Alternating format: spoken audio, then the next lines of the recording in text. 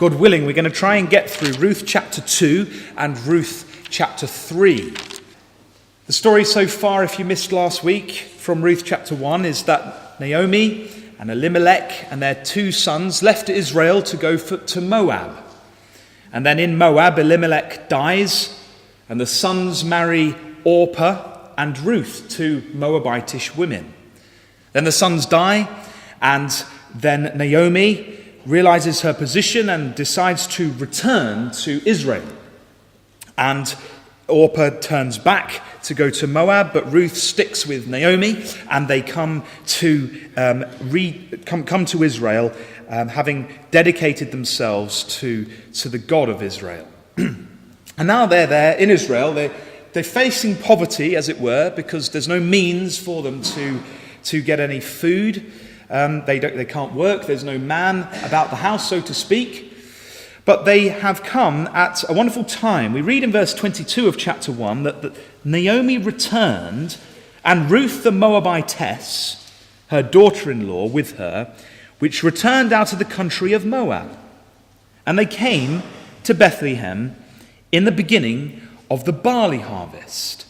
So they come at this great time of harvest and the crops being taken from the fields. And at this time, you see, in Israel, was the time of the Passover.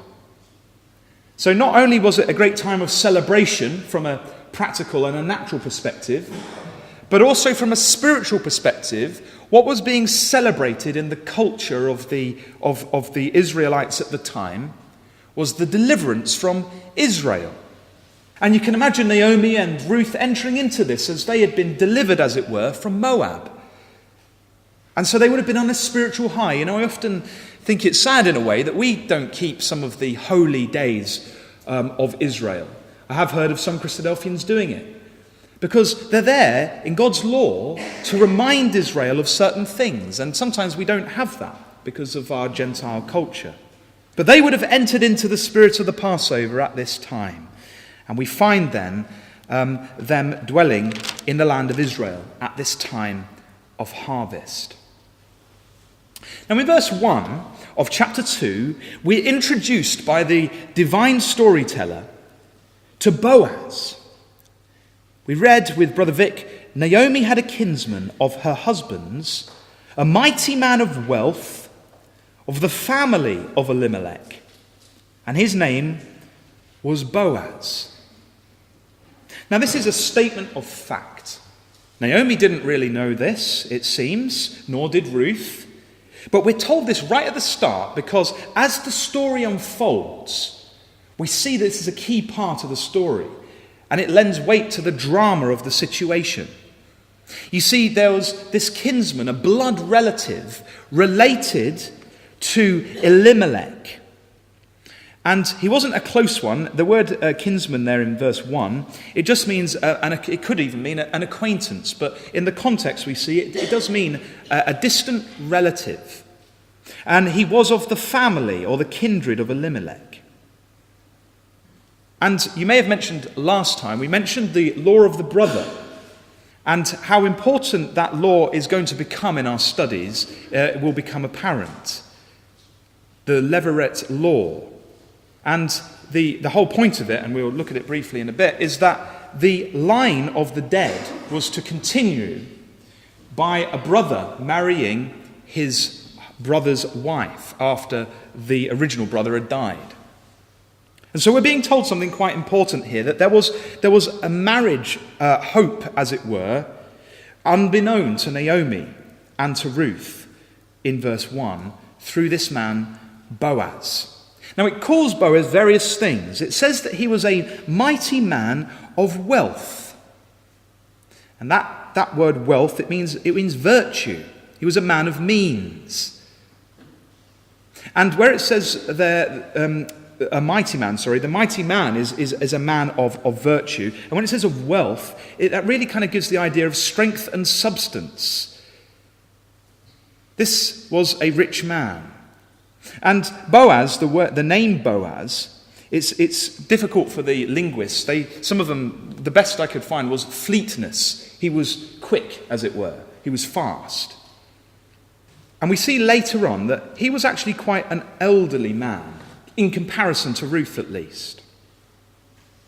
And so we have this wealthy man presented in verse 1, and then we jump back to reality with a bump in verse 2. Almost in complete opposite to this man, we have Ruth, the dirty foreigner. We have Ruth, the Moabitess, who has come in from Moab. And we see that Ruth and Naomi, they're in poverty, because Ruth says in verse 2, "Let me now go to the field and glean ears of corn after him in whose sight I shall find grace." And she said unto her, "Go, my daughter." And she went and came and gleaned in the field after the reapers. And her hap was to light on a part of the field belonging unto Boaz, who was of the kindred of Elimelech. Now look at the character of Ruth here. She is a stranger in a foreign land, so to speak. She's faced with this problem. They need food. And she takes up the initiative for her mother-in-law. And she says, "Look, I'm going to go to the field and gather ears of corn." And she doesn't presume. She says, "After him in whose sight I shall find grace." She doesn't shirk from her responsibilities. This is a young lady who is trying to do the right thing by her family. And this isn't just a practical problem, brothers and sisters, because what she's doing here is actually following the law of Moses and the provision that God had given for the poor. So perhaps we could have a quick look at some of the provisions in the law for the poor. If you go to Leviticus chapter 19, you'll see that Ruth was indeed, she must have been reading or at least aware of the law of Moses and the principles which governed it. So Leviticus chapter 19 and verse 9 says, "And when ye reap in the harvest of your land, thou shalt not wholly reap the corners of thy field, neither shalt thou gather the gleanings of thy harvest. And thou shalt not glean thy vineyard, neither shalt thou gather every grape of thy vineyard. Thou shalt leave them for the poor and stranger. I am Yahweh your God." So what we're reading there is that the edges of the fields were to be left for the poor, for the stranger. And it's connected directly, isn't it, with the God that we worship. I am Yahweh. In other words, this is my provision, says God, for the poor, the stranger. This is God's love. This is God's mercy. This is the kingdom law for the poor so that they can eat. And it was showing, wasn't it, the fact that the Israelites were not to be greedy. They were not to get every single grape off their tree. Beat it down, get what you can, but if you leave one, leave it there for the poor people. And Ruth was poor. She was a stranger. She was, as it were, humanly speaking, in a pretty hopeless situation, in poverty, as it were. I am Yahweh. It's God's mercy. And you can imagine Ruth becoming aware of these things and thinking, well, this is how God has provided for someone like me. And accepting that was the case. But notice when she spoke, she didn't even presume. She didn't bring this up as her right to glean in these fields. She says, if I find favor in the eyes of someone, then I'll do this. Beautiful attitude. Let's flick on to let's just skip past Leviticus 23. Let's go over to Deuteronomy chapter 24. And we again see this principle coming out and the love of God in providing for those who are less well off in Israel. Deuteronomy 24, if you read verse 19, it says, "When thou cuttest down thine harvest in the field, and hast forgot a sheaf in the field, thou shalt not go again to fetch it. It shall be for the stranger, for the fatherless, and for the widow, that Yahweh thy God may bless thee in all the work of thine hands." And look at verse 22.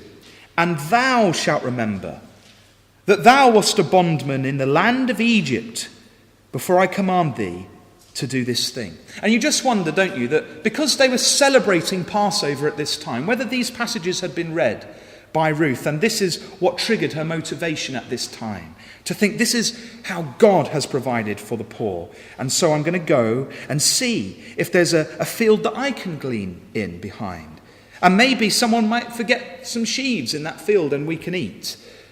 My dear mother-in-law, Naomi. And so we see God's providence at work, and she is allowed to go, and she decides, as it were, it says in verse 3 of chapter 2 of Ruth, that her hap was to light on a part of the field belonging unto Boaz. An unforeseen chance, so to speak, the Hebrew seems to mean from that. It was unforeseen to her that she was choosing a field that was owned by Boaz, who happened to be a distant blood relative to her husband, who was now dead. So Ruth follows the spirit of God's word, and God works with this. Now, she starts to work, doesn't she, in this field. And we see in verse 4 that Boaz comes from Bethlehem. I wonder what he was doing there. You know, it's very interesting. He may have been taking the first fruits of the crop and had been offering that as the sheaf of first fruits, as it says in Leviticus 23, and that's why he wasn't there at this time. We just don't know. But he comes, and he comes from Bethlehem out to his fields, and he's got these people working for him. It seems he's got two types of people. He's got the reapers, who are the guys going to chop the crop, and then he's got maidens and other servants that follow after to pick up the things and gather up and bind the sheaves that they've cut to bring them into storage. And look what he says to the reapers. He says there in verse 4, Yahweh be with you. And they answered him, Yahweh bless thee. So the thing we notice about this is a godly man, isn't it? And the people in his employment are also godly. And we think, hang on a second, because isn't this Bethlehem, Judah at the time of the judges? Isn't this the time when every man did that which was right in his own eyes? And suddenly we realize that even in the corrupted culture of Israel, there's a remnant there. And Boaz is part of that faithful remnant, as there always is. Now notice what he says there. It's quite beautiful, really.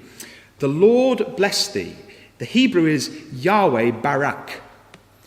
And I think it's a compounded quote from Numbers chapter 6. Yahweh bless thee, Yahweh barak thee, and keep thee. Yahweh make his face shine upon thee, and be gracious unto thee. Yahweh lift up his countenance upon thee, and give thee peace. The divine blessing to Aaron. And his employees are echoing this back to him, and he's echoing it to them. Now, I don't know if you noticed this. I wasn't going to turn it, but quickly flick over to Psalm 129. I don't know if you noticed this on Monday. Ruth and I were doing our readings, and it just jumped out and hit me in the eye. You know, as it does when you're in the middle of another study, how things connect. I don't know if you noticed this when you did your readings on Monday, but it says here in Psalm 129, it's a song of degrees, and it's messianic. It says in verse 3, the ploughers ploughed upon my back, they made long their furrows. It says in verse 4, Yahweh is righteous, he hath cut asunder the cords of the wicked. Let them all be confounded and turned back that hate Zion. And so we get this curse upon the wicked, those that hate God's ways. Notice what it says in verse 7, wherewith the mower filleth not his hand, nor he that bindeth sheaves his bosom. Neither do they which go by say, the blessing of Yahweh be upon you. We bless you in the name of Yahweh, Yahweh Barak. And what this is a curse on the wicked. And what the psalmist is praying for is that the wicked are confounded, and that their blessing, they're not blessed in their harvests. And he's saying, I hope that these wicked people do not have the opportunity to say, Yahweh has blessed us. And it's the same language as Ruth chapter 2. It's an inverted comment on the blessings that Boaz and his employees were reflecting to each other. A greeting of harvest, then, is this message that they say, it seems. So Boaz is here. He's in this fruitful field. The name of Yahweh is being spoken of.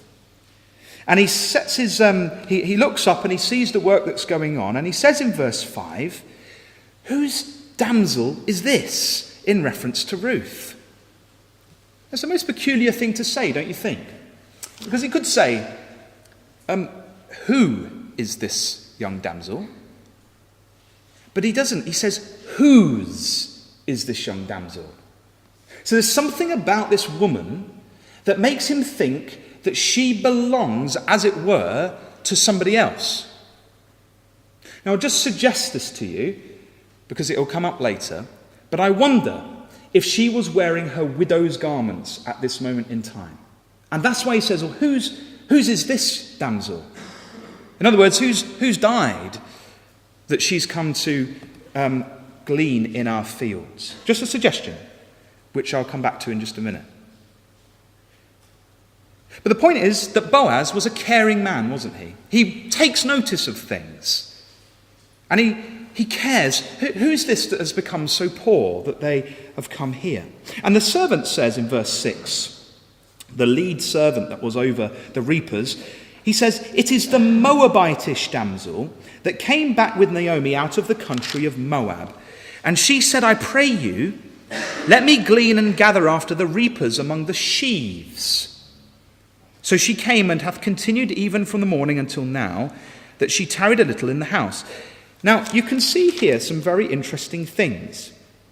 Everybody knew about, it seems, about Naomi, because it says, do you remember in chapter 1, that the whole of Bethlehem came out and was moved about them in verse 19 of chapter 1. So they kind of knew what was going on. And it just so happens that this person that Boaz probably had heard about has now come and is gleaning in his field. But not just that. She isn't just coming to glean the edges. She's not just coming to check if anybody's left anything. She's actually had a bit of ambition, because she's asked the reapers if she could actually come and gather after the reapers among the sheaves. So she's coming up afterwards, after they've been binding them, and she's not waiting for them to leave the field. She's right there. She's among the sheaves, and they've let her do it. Now, Boaz finds out then that this was the Moabitish woman, the foreigner, who's come, who's dedicated herself to a life in Israel and the God of Israel. Now, this would have been incredibly significant on a personal level to Boaz. And we'll find that he has a very deep connection with this foreign woman. And he really goes overboard to make her feel welcome. So why does he have this deep connection? Well, I wonder if we could just come over to the New Testament and have a quick look at the genealogy of our Lord Jesus Christ in Matthew chapter 1. Because we have revealed there a very interesting detail. So in Matthew chapter 1, we read in verse 1, the book of the generation of Jesus Christ, the son of David, the son of Abraham. And we immediately see that the Lord Jesus Christ is a descendant of David, a descendant of Abraham. He is the promised seed of the new covenant. And we have his genealogy set out. And in verse 5 we read, "And Salmon begat Boaz or Boaz of Rahab or Rahab. And Boaz begat Obed of Ruth, and Obed begat Jesse." So just look at that, because we read that the father of Boaz was Salmon, and Salmon had married Rahab. Who was Rahab? Well, Rahab was the one, you remember, when the children of Israel are coming out of the promised land, they come, they've done the wilderness wanderings, they come to the first city, Jericho, and in that city they send out the spies, do you remember? And the spies have to hide, and Rahab, the harlot, she takes them in. And for that, do you remember, she's blessed. And the reason she takes them in is because she's heard and has faith in the God of Israel, of Yahweh. And that was Boaz's mum. In Hebrews, we read, by faith the harlot Rahab perished not with them that believe not, when she had received the spies with peace. In James chapter 2, we read Rahab the harlot justified by works when she had received the messenger. And in Joshua chapter 6, we read that Joshua saved Rahab the harlot alive and her father's household and all that she had, and she dwelleth in Israel even unto this day, because she hid the messengers which Joshua sent to spy out Jericho. A faithful woman, a woman of faith, was Boaz's mother, but she was a stranger, wasn't she? She wasn't of Israel. She was a harlot.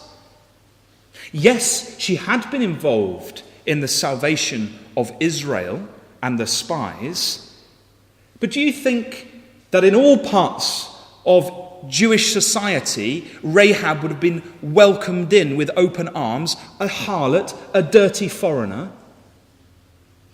I think Boaz knew all about prejudice. It's just human nature, isn't it?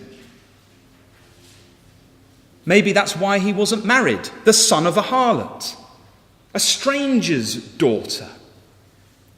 But we find that this man Boaz, you see, that experience, whatever that may have been that God had been working in his life, that experience led him to have a different outlook to these things. And sometimes, you think, you suffer things in life and things don't seem to be going the same way as other people.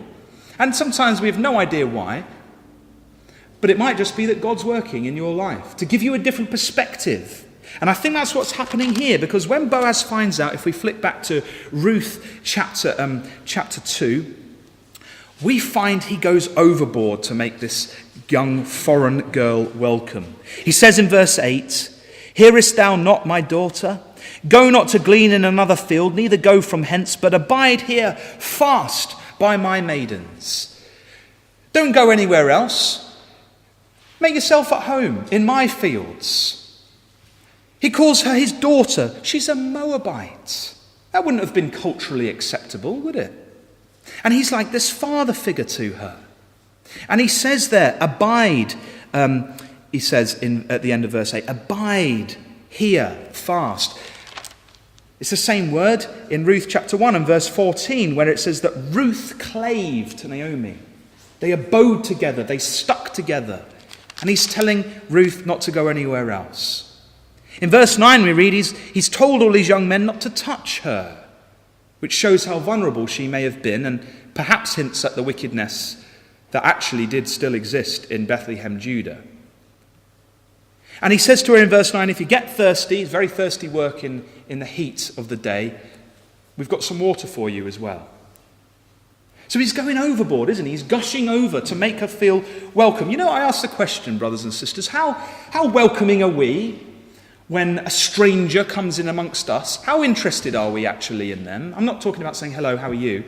This is somebody who's really trying to help practically this new member, as it were, of the ecclesia in his time.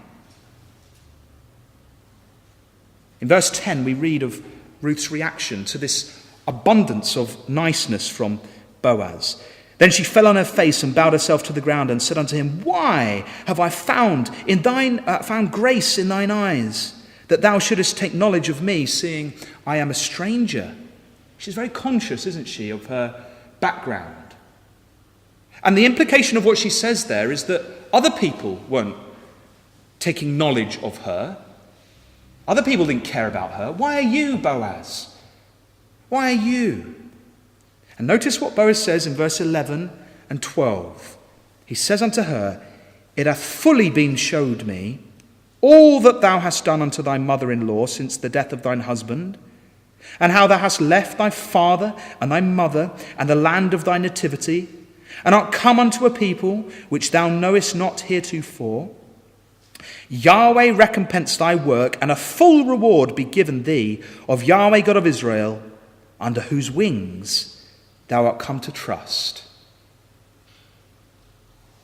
So Boaz recognizes three things, doesn't he, there? He recognizes her care for Naomi through the gleaning, assumedly, and the hard work she was putting in, and the fact that she'd asked to come right up to glean amongst the sheaves.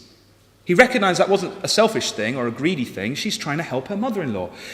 The second thing he notices is that she's left father and mother and the land of her nativity. She's abandoned everything she knew. And she's come, the third thing he notices, to a people that she didn't know. But underlying all of it in verse 12, he realizes that this is not just a simple kind of practical thing. He realizes and he understands that she has dedicated herself to the God of Israel, because he says that he wishes that God gives her a reward, as it were, under whose wings thou art come to trust. This was a conversion from Ruth. He understands this. She'd sacrificed everything and she was facing hardship, and this meant a lot to him. He realized what she'd gone through.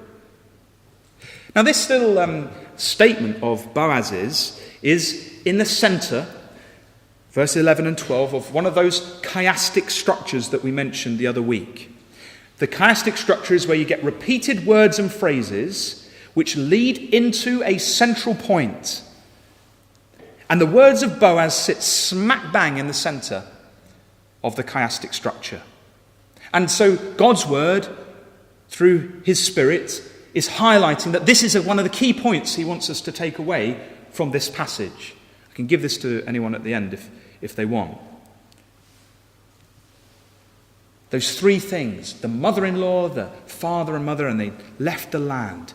And notice that he's not commenting on what she looks like, or how he's commenting on what she's done. You see, it's what we do in life that makes us the people that we are. It's not who we think we might be, or the clothes that we wear, or the style of hair that we have. It's what we do that counts. He that loveth father or mother more than me is not worthy of me, said Jesus. If we're to be converted to Christ, we have to leave behind those things. We looked at this last week. Boaz recognizes this, that all those phrases are found in Genesis chapter 12, verse 1. Thou hast left thy father and thy mother, the land of thy nativity. All those word connections carry through to the life of Abraham, when Abraham left behind his country and his kindred and his father's house to go to a land. And Boaz is connecting these things to Ruth, the Moabitess. You see, Boaz saw what was going on here. He saw the love that Ruth had for the things of God. He says he wishes that she had a full reward. Again, in the life of Abraham, we get in Genesis 15. Fear not, Abraham, God says, I am thy shield and thy exceeding great reward. And he uses the memorial name of Yahweh, God of Israel. And in Exodus 3, verse 15, that's the name that God revealed himself to Israel under. He who will be. And in the name we know is the principle of God manifestation. So Boaz understands that this was a conversion from Ruth. This was a woman dedicated to the things of Israel. No one else understood this, really, by implication. Boaz sees it, though, perhaps because of his background and his experiences growing up under Rahab the harlot. He says that she's trusted in the God of Israel, under whose wings she had come to trust. There's a beautiful passage in Deuteronomy 32, where God says that he found him in a desert land and in the waste howling wilderness. This is Israel. He led him about, he instructed him, he kept him as the apple of his eye, as an eagle stirreth up her nest, fluttereth over her young, spreadeth abroad her wings, taketh them, beareth them on her wings. And you get the picture that there's God who's like an eagle, who has taken her young under her wings to protect them and to help them along. And this phrase is beautiful. It's picked up later in the Psalms. We haven't got time to go through all of these Psalms. A lot of them connect to the context that you find here in Ruth, of somebody completely dedicating themselves to God, who trust in the shadow of God's wings. It's a beautiful phrase, I would suggest. Now, how much do we trust, brothers and sisters, in the shadow of God's wings? Do we even recognize they're above us as we go about our daily lives? Because if we don't even recognize God's protective care, then how can we trust in the shadow of his wings? We have to believe, don't we? And we have to behave in a way that reflects these beautiful things. Now, in verse 14, we read that there's a mealtime, and we read of Boaz inviting Ruth to come and eat bread and dip her morsel in vinegar. A fellowship meal of bread and wine is being conducted at the end of the day in this house of bread, as it were, that Boaz is the leader of. And by implication, she wasn't sitting with everybody else. So he invites her to come up hither, as it were, to partake of this fellowship meal. And she says to him, she says, well, actually, he gets up as well.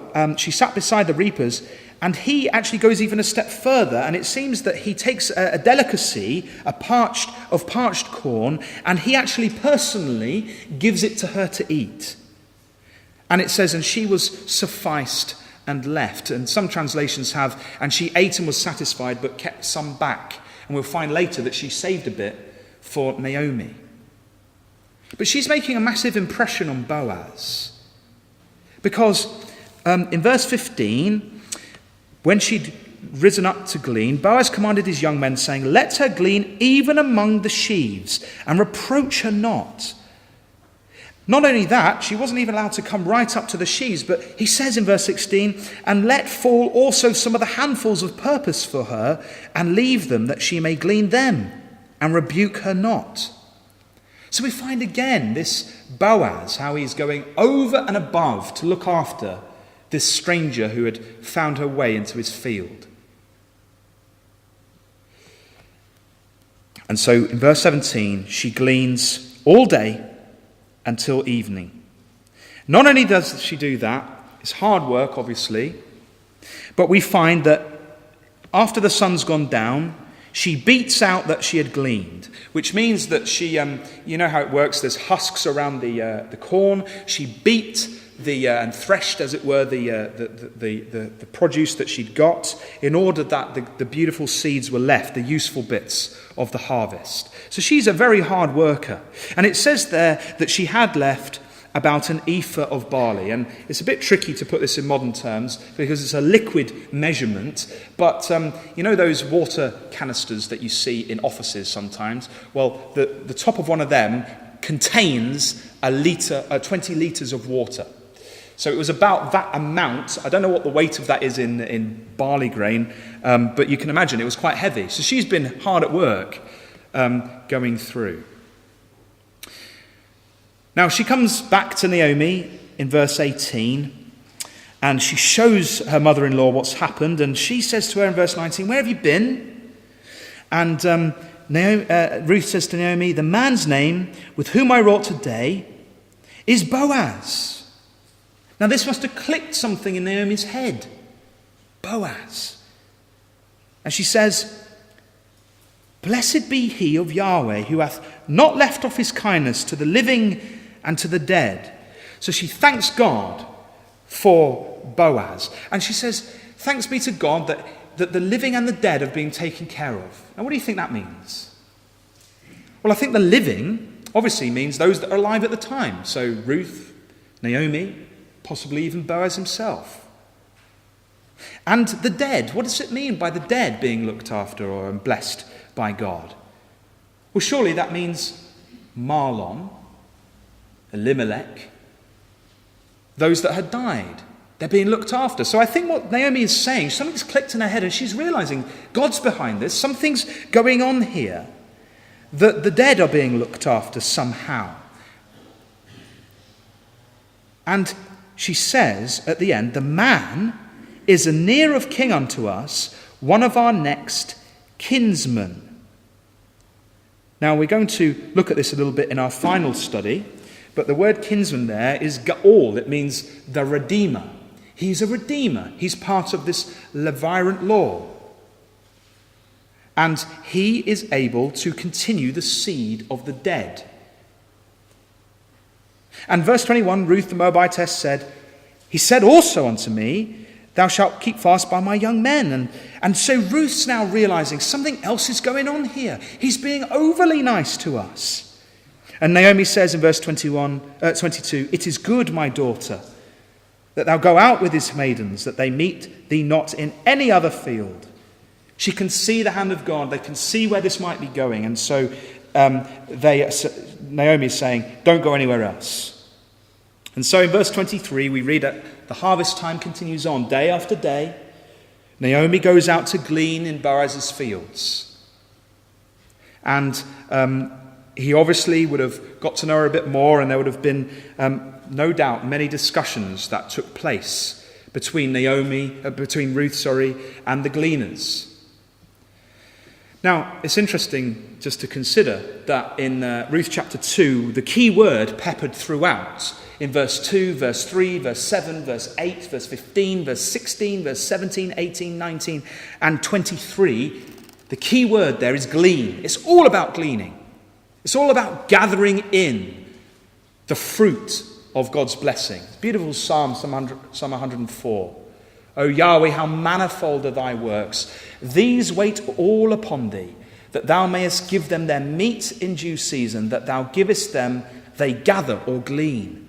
Thou openest thine hand, they are filled with good. So we all gather, don't we, from God's provision. And that's why we say thanks at meals. I think we'd perhaps appreciate it a little more if we actually had to go out in a field and literally glean it, wouldn't we? So perhaps we must remember this next time we sit down to a meal, that this is all God's provision. He has opened his hand and allowed some of the provender, as it were, to spill out so that we can gather it. And aren't we thankful for his blessings? As we say, just a quick reminder of where this is going. I always say this wrong, so I should just call it the law of the brother. That law in the law of Moses, we're going to look at it next time in a bit more detail. When a husband died and was childless, his next of kin was to marry the husband's wife. This would have carried on the line of descent and also allowed for the inheritance of the family to continue to the next generation. Perhaps actually we could just turn to Deuteronomy 25 just to see a little bit of this law just before we go into chapter 3 of Ruth. Deuteronomy 25 verse 5 says, if brethren dwell together, one of them die and have no child, the wife of the dead shall not marry without unto a stranger.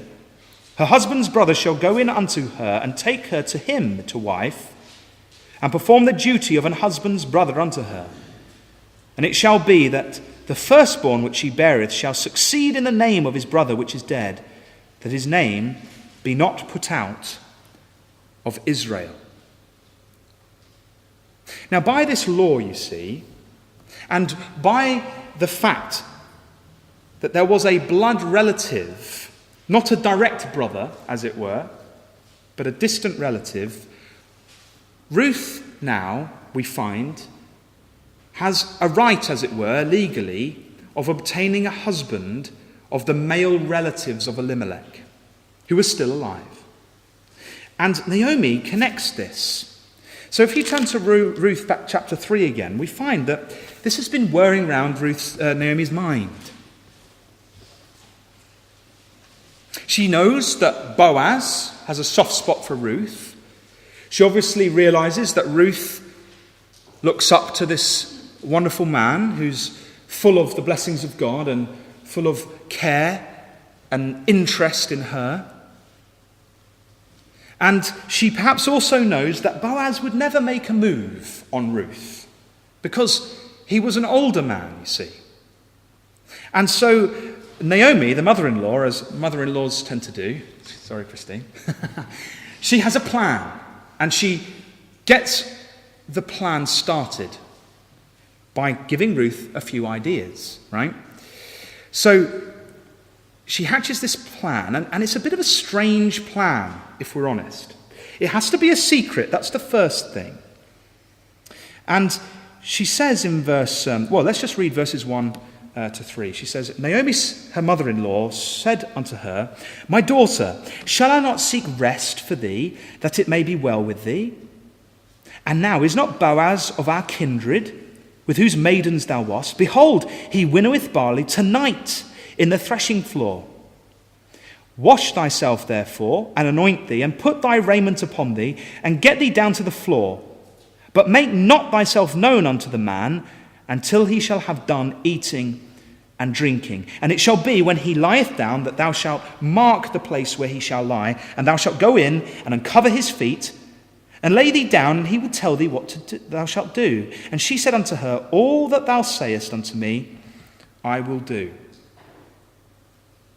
Now in verse 1, she's saying, My daughter, shall I not seek rest for thee?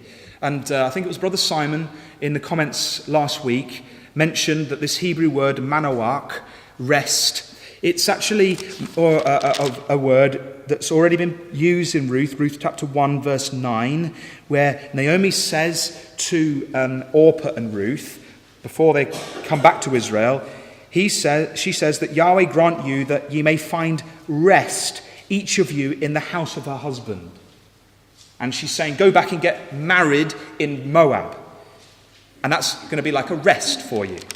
So this is in the context of this, she's actually saying to Ruth, I'm seeking a marriage for you, Ruth. I'm seeking a rest for you. Now, it might be strange to connect marriage to rest, but it is, isn't it? It's a lovely thing when two people are very content with each other, working together in the bonds of the truth, in union. And that's what Naomi wants for Ruth. And we see that she's worked out this law, okay?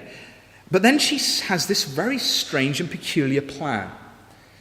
She tells Ruth she's got to prepare. She says, wash, get anointed, get dressed.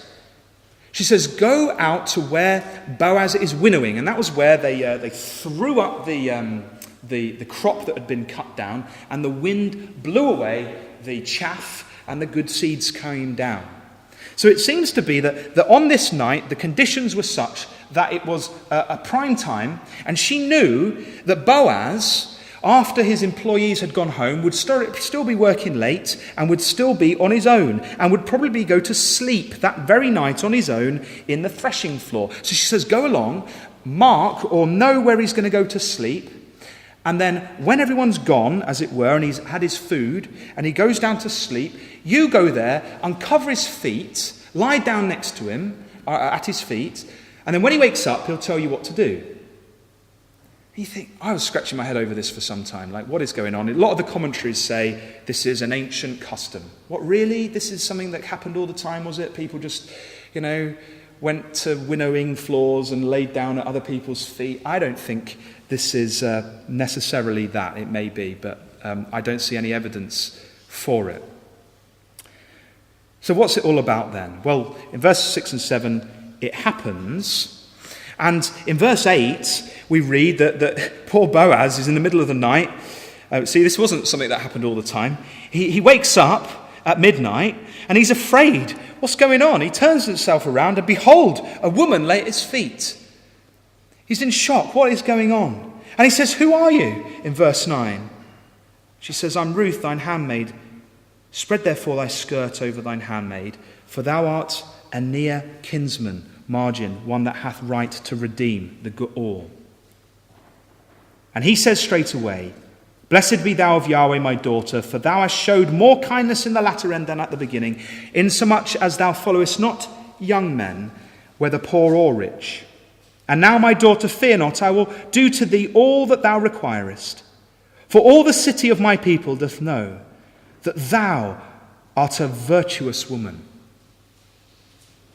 We see here again in verse 9, you see, Ruth's not presumptuous about these things. She says, I'm one of your handmaids. And Boaz knows exactly what's going on. Immediately he realizes that this is in effect Ruth asking him to marry him. She actually in effect says that. She says, stretch therefore thy skirt The Hebrew for that, interestingly enough, is the Hebrew wings. It's the same word in chapter 2 and verse 12, which says, under whose wings thou art come to trust. The skirt is the same in the Hebrew as the wings. She's saying, I want you to come and protect me like a husband. Now, there's loads going on here, and I don't know quite, we've got a few minutes, I'm going to quickly see what I can do. But my view of this is that actually what is happening here is that Ruth is enacting what happened with Tamar in Genesis chapter 38. Perhaps we could quickly just jump there. We're going to spend more time in the life of Tamar, God willing, next week. But in Genesis chapter 28, we find it's a similar situation in regards to the law of the brother. 38. Now, we haven't got time to go through it all, but you may remember the story that it's not the nicest story. But remember that Tamar gets married and her husband dies. And then her husband's brother dies also. And Judah, who's the dad of the sons that she was marrying, says, well, look, I'll get you a husband. In verse 11, he says, remain a widow at thy father's house till Shelah my son be grown. For he said, lest peradventure he die also, as his brethren did. And Tamar went and dwelt in her father's house. Now, I'm not going to go into the detail of this, but the point is this, that when it comes to the time when she is to no longer be mourning as a widow, it's time for her to act. And look what it says in verse 14 that Tamar does. She put off her widow's garments from off her. It was time to stop being a widow. The son that she had been promised was fully grown. And it was time in her eyes to get married properly. Now, just tuck those things away and come back to Ruth chapter 3. What does Naomi say to Ruth? She says, wash thyself therefore, anoint thee, and put thy raiment upon thee.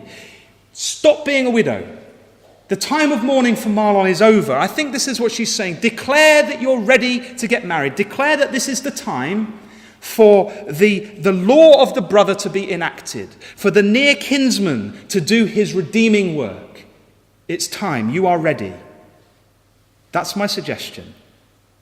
And so when it comes to it, that this is why it had to be in secret, because we're going to find out a little twist in the story, because there's another kinsman even nearer to Boaz. But it had to be done in secret because Ruth wants to tell Boaz straight away, the first person, that she's chosen him to do this work, to be that redeemer for her. It says that in verse 9. She actually says, thou art my redeemer. I'm choosing you. And he gets this, doesn't he? Straight away he says, look, blessed be Yahweh of you, because you're not following the young men. By implication, he's quite old. You're not following the poor or the rich. You found me.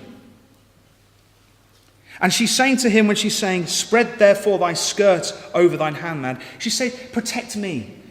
I want to come under your wings.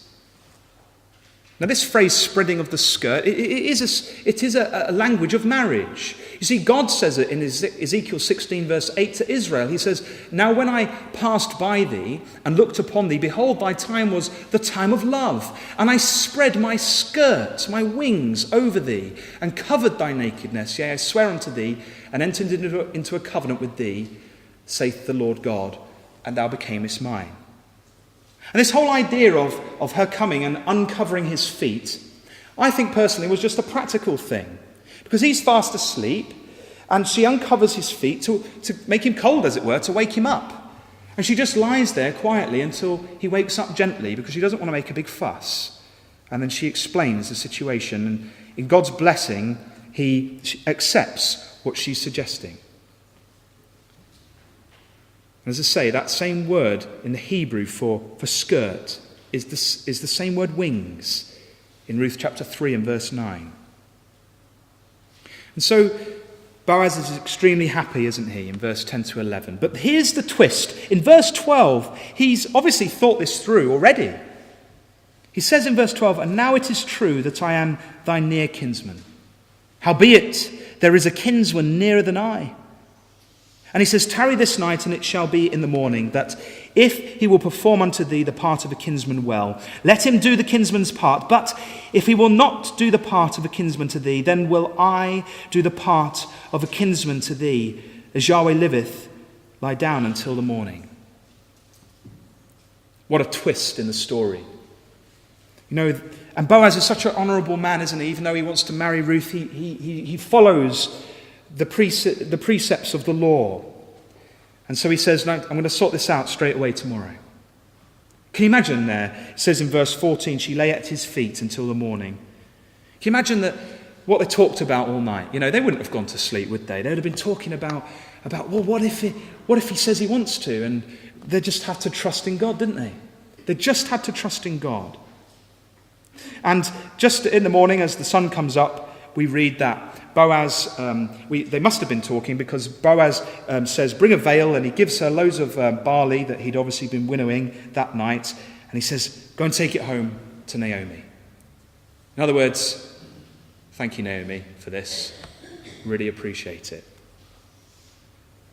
And then we read of how she comes back and she explains to Naomi what's happened. In verse 18, Naomi says, "Sit still, my daughter, until thou know how the matter will fall." She was obviously not sitting still and jumping all around the place with excitement. She couldn't cope with this near kinsman twist in the plot. What if this other guy says, "Yes, he wants to be my husband"? Naomi says, "Sit still, trust in God, and we'll see how the matter will fall. For Boaz will not rest until he have finished this thing." What an exciting and beautiful and romantic story we have before us then, brothers and sisters. The key word in Ruth chapter 3, you know, as we've gone through all the chapters, there's always a word that kind of peppers each chapter. The key word in Ruth 3 is the word "no." It's in verse 3, verse 4, verse 11, verse 14, verse 18, and actually finishes up chapter 4, verse 4. And in Psalm 46, verse 10, it says, "Be still, sit still, and know that I am God. I will be exalted among the heathen. I will be exalted in the earth."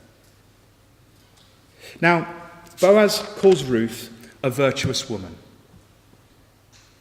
And in Proverbs chapter 12 and verse 4, we read, "A virtuous woman is a crown to her husband. But she that maketh ashamed is as rottenness in his bones."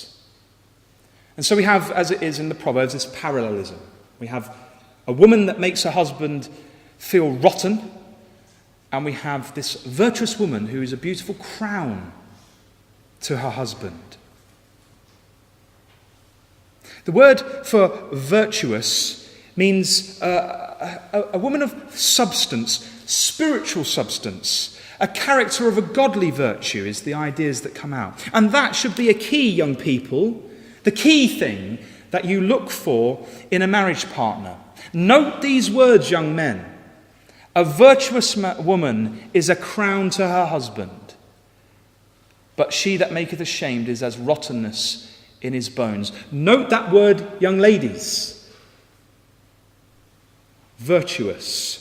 Now, can we quickly turn? We're not going to go through it, but we're just going to pick out a couple of quick points from Proverbs chapter 31.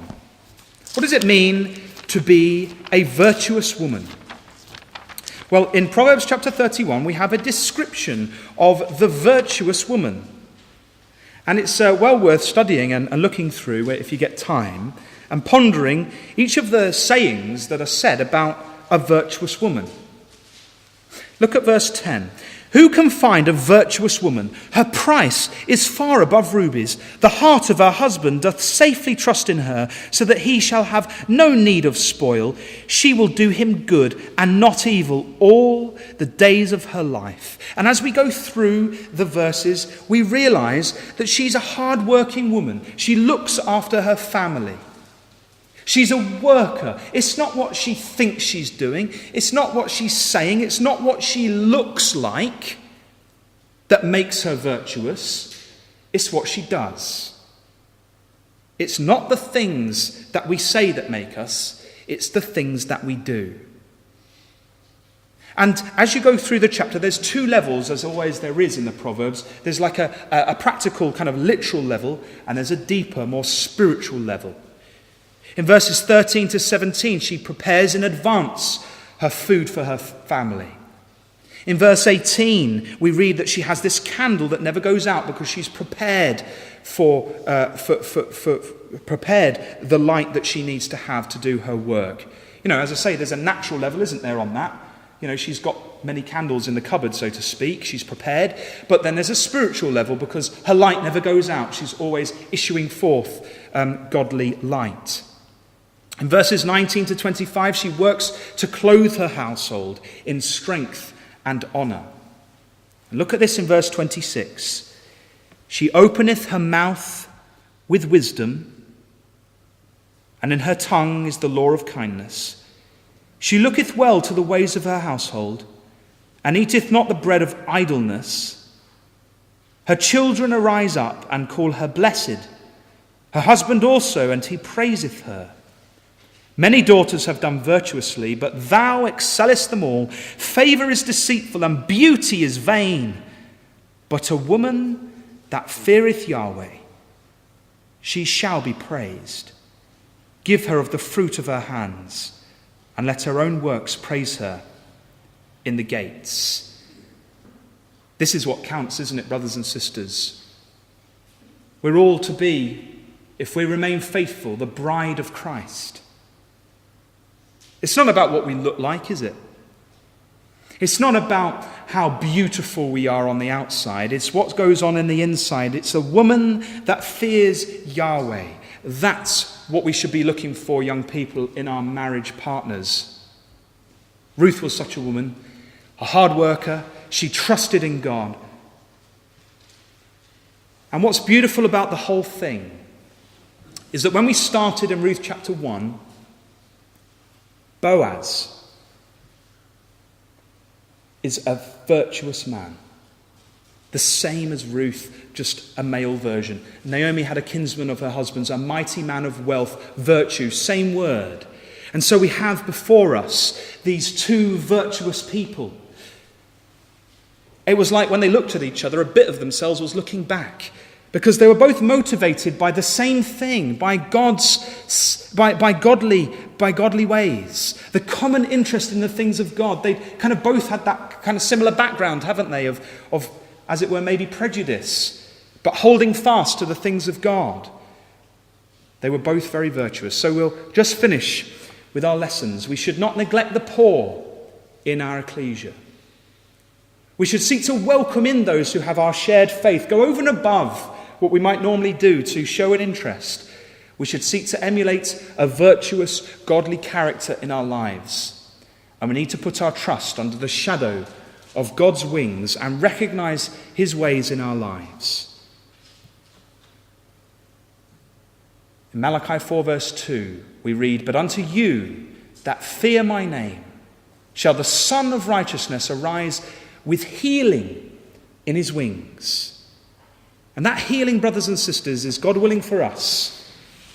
If we hold fast, if we recognize, like Ruth did, the beauty and the wonder of the God of Israel, under whose wings we have come to trust.